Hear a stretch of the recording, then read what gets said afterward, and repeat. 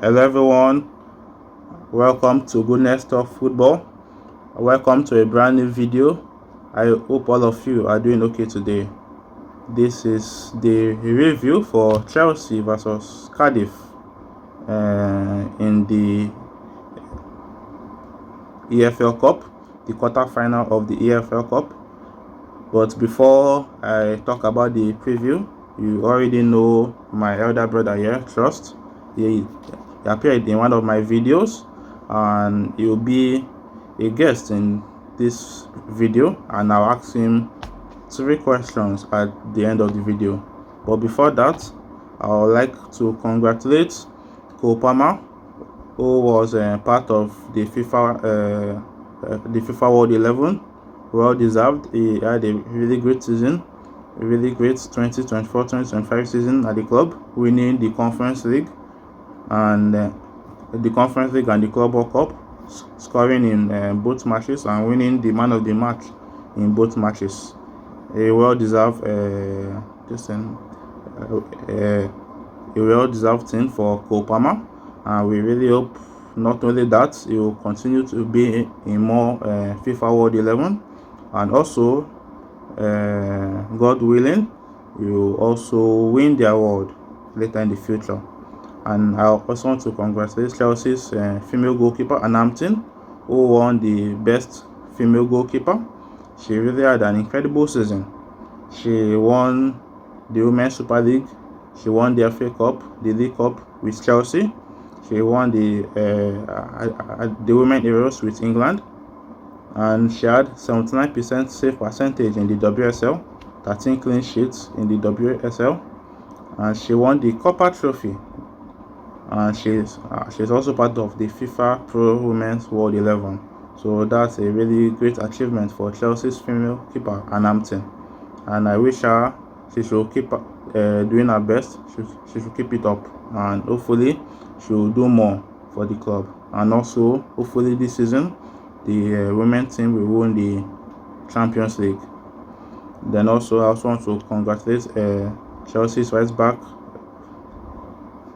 Lucy Bronze, who was also part of the FIFA Women World 11. So with everything said, with the review, Chelsea scored in the 57th minute, goal by Garnacho. All the goals came in the second half, by the way. All the goals came in the second half, with Garnacho scoring in the 57th minute.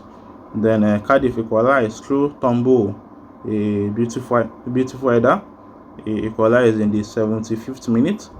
Pedro Neto made it 2-1 in the 82nd minute, assisted by Andre Santos. Then Garnacho scored to make it 3-1 in the 93rd minute. Garnacho and Pedro Neto came up from the bench. They really played well. Garnacho, Pedro Neto, and João Pedro assisted Garnacho's second goal of the game in the 93rd minute. Well, in the first half, Chelsea didn't really play well. They didn't play well, but it was in the second half, at least through the substitutions Enzo Maresca made, Chelsea played well. And if Maresca didn't bring those substitutions, I don't think Chelsea would have won the game. I think the match would have entered extra time penalties, or Chelsea would have lost the game. So, but congratulations to Chelsea for advancing to the semi-finals of the Carabao Cup. And well, we don't know who they'll face next, depending on the result of the other games tomorrow. Then we'll see who Chelsea would play in the semi-finals of the Carabao Cup. Yes, Chelsea's next game would be against Newcastle at the St. James's Park. It will be played on Saturday, 20th December by 1:30 p.m. So that's all for the review. Now I'll ask my elder brother, now Trust, on his feeling towards today's game. Alright. Good evening, everyone.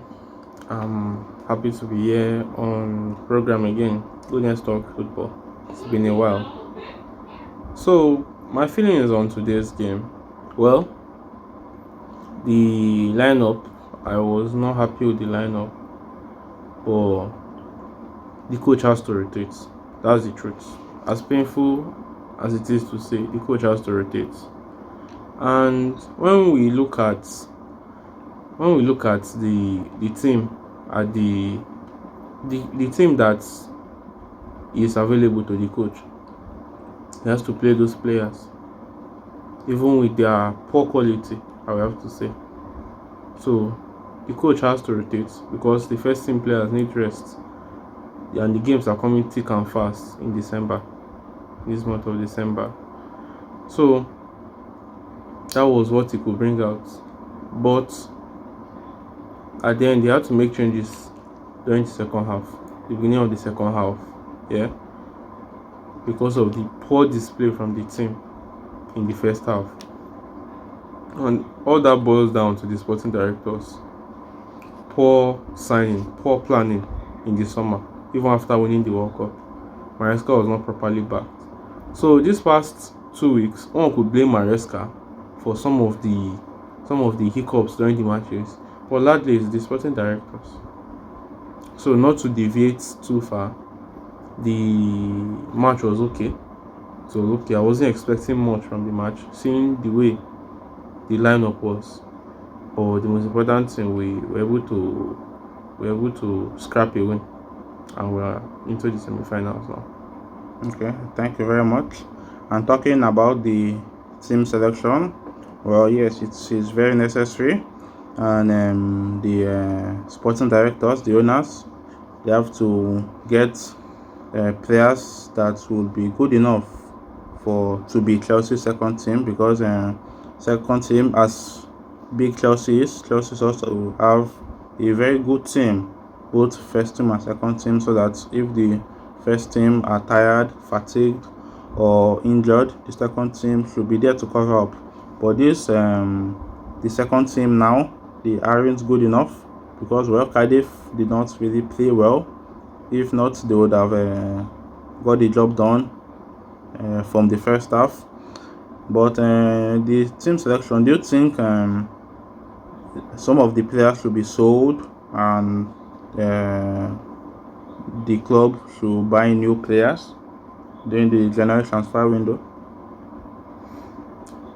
The January transfer window, first of all, is quite a unique window because most players, or should I say most clubs, would not want to sell their players that time because many are fighting for silverware, some are fighting to stay in the league. Then many players would not like to move in January. So that's one thing that will hinder Chelsea. And another thing is experience. Although some people might argue that okay, we've been trying with this crop of young players we have. Some will even say PSG won the Champions League last season with young players, but you could still see that the core of the team is surrounded by experienced players, some in their prime, some that are older. So we need a mix of mature talents that can help the team.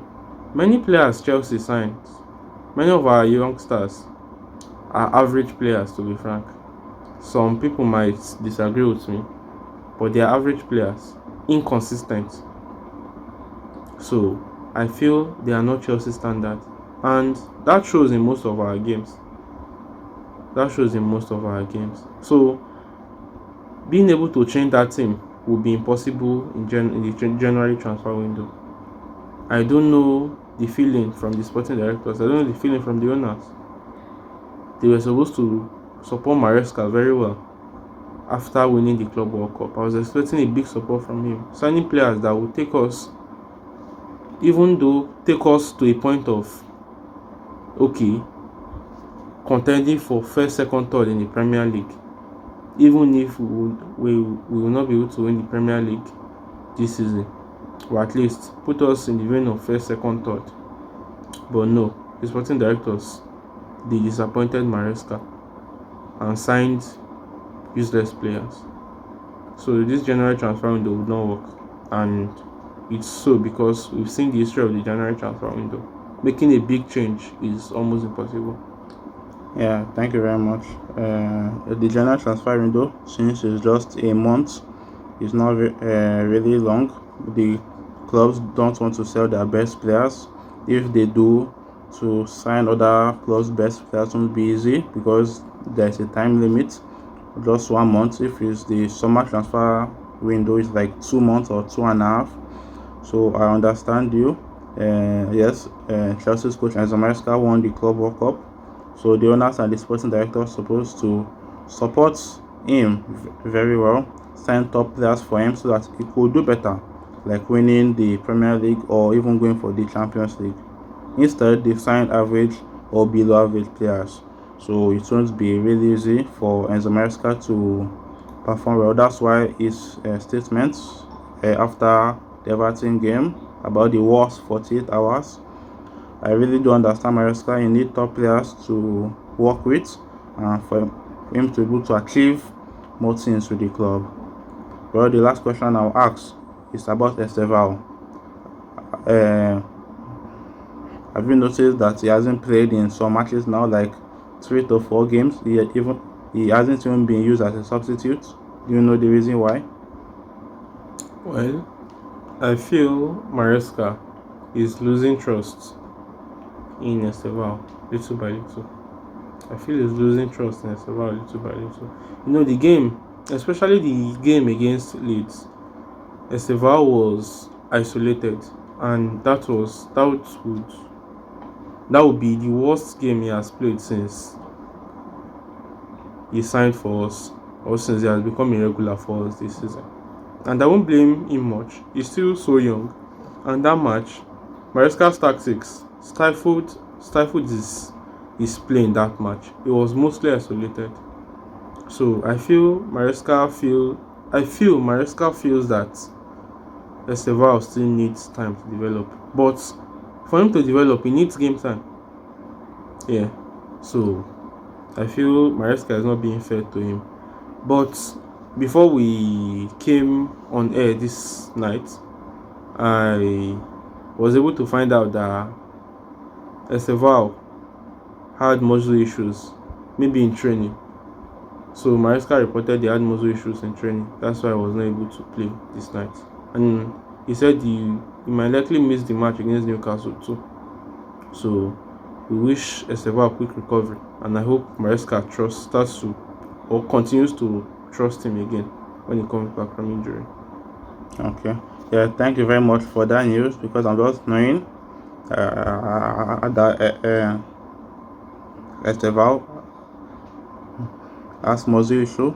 That's why he hasn't been playing. I thought Maresca just want to sideline him, don't want to put him on the bench. I don't know that he has muscle issue. If not, I was like, Estevao has been playing really well for us. Scored the win against Liverpool and had a lot of great game with the club. So yes, against Leeds, I cannot blame him much. That's like his worst game since he signed for Chelsea. Against Leeds, most of the players, if not all the players, played really bad. So I cannot really blame Estevao. And well, there are still many games to play. Well, hoping to see Estevao. Since he has muscle issue, I wish him the best. I wish him quick recovery to come back and help the team and play his best. So yes, Chelsea's next match, as I've said, is against Newcastle at St James's Park on Saturday, 20th December by 1:30 p.m. We wish Chelsea the best against Newcastle. It won't be an easy game, but we'll see how the match goes. Thank you very much, guys, for watching this video. Hit the subscribe button, hit the notification bell to get notified on more videos I'll be uploading on my YouTube channel. Thank you again, Trust, for joining me on this program. I appreciate. Do you have anything to say to the subscribers? All right. I want you guys to subscribe. For those who have subscribed, yes, you can also hit the like button too when you are done watching the video. So, and for new subscribers, this is Goodness Talks Football. a very educative podcast about Chelsea Football Club and about football as a whole. So, want more subscribers, and I'm sure you enjoy more videos and more programs on Goodness Talks Football. Yeah, thank you very much, Trust, for the encouragement. Thank you guys again for watching. Goodbye for now. Bye.